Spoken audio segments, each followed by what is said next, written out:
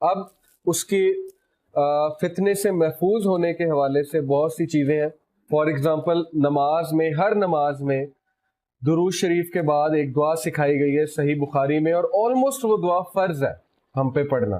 ویسے نبی صلی اللہ علیہ وسلم نے فرض نہیں قرار دی، لیکن علماء کا اجماع ہے کہ جس امپیکٹ سے نبی صلی اللہ علیہ وسلم نے ایڈوائز کیا ہے اس دعا کا پڑھنے کا، وہ آلموسٹ فرض ہے. وہ ہے اللہم انی اعوذ بک من عذاب جہنم ومن عذاب القبر ومن فتنۃ المحیا والممات من شر فتنۃ المسیح الدجال. اس میں ہم نے 4 چیزوں سے پناہ مانگی ہے. ہم نے جہنم سے پناہ مانگی ہے، عذاب قبر سے پناہ مانگی ہے، ہم نے جو ہے وہ فتنۃ المحیا والممات یعنی زندگی اور موت کے فتنے سے. زندگی کا فتنہ یہ ہے کہ مال و دولت اور اولاد، یہ ساری چیزیں جو ٹرائل میں.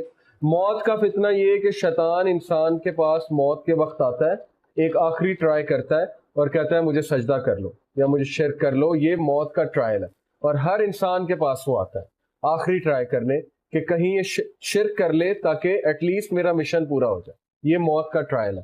اور موت کے اور بھی بہت سے ٹرائلز ہیں، بیماری ہو سکتی ہے، بڑھاپا ہو سکتا ہے، بہت سی چیزیں.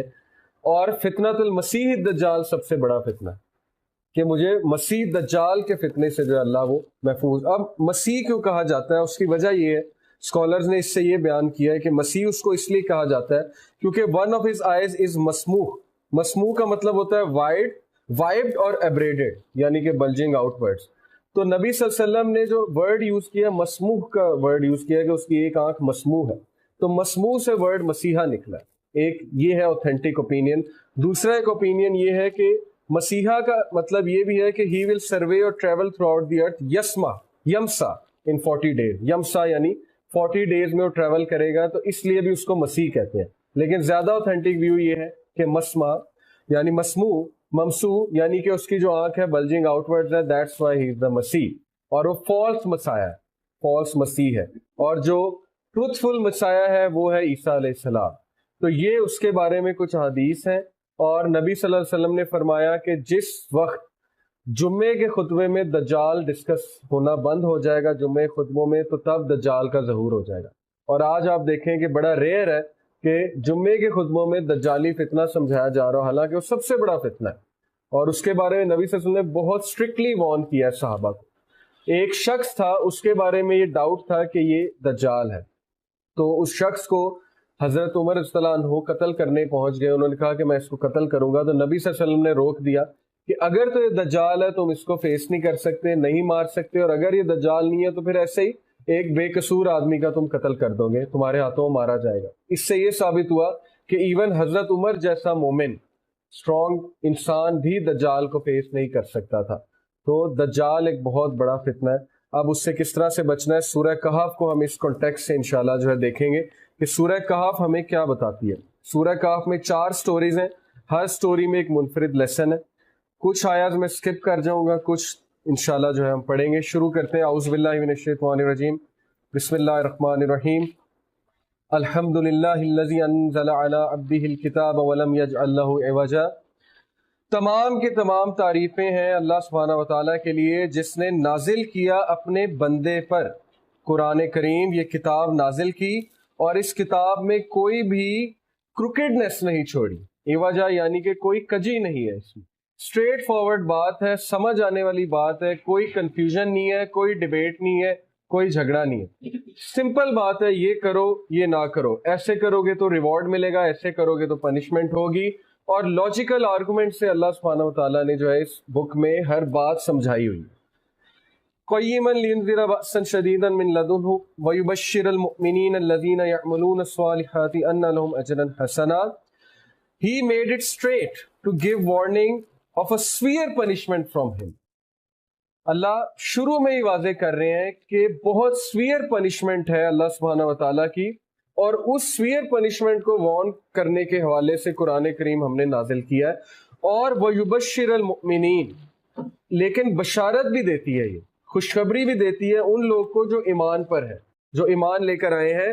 یا الَّذِينَ يَعْمَلُونَ الصَّالِحَاتِ أَنَّ لَهُمْ أَجْرًا حَسَنًا، جو کہ ایمان لے کر آئے ہیں اور نیک عمل کرتے ہیں کہ ان کے لیے بہت زیادہ اجر ہوگا، بہت خوبصورت اجر ان کے لیے ہوگا. مَاكِثِينَ فِيهِ أَبَدًا، they shall abide therein forever، وہ وہاں ہمیشہ ہمیشہ کے لیے رہیں گے. جنت کی بات ہو رہی ہے بیسیکلی. وَيُنذِرَ الَّذِينَ قَالُوا اتَّخَذَ اللَّهُ وَلَدًا اینڈ ٹو وارن دوز، اور ان لوگ کو وارن کر دے جو کہتے ہیں کہ نعوذ باللہ اللہ سبحانہ و تعالیٰ نے بیٹا جنا.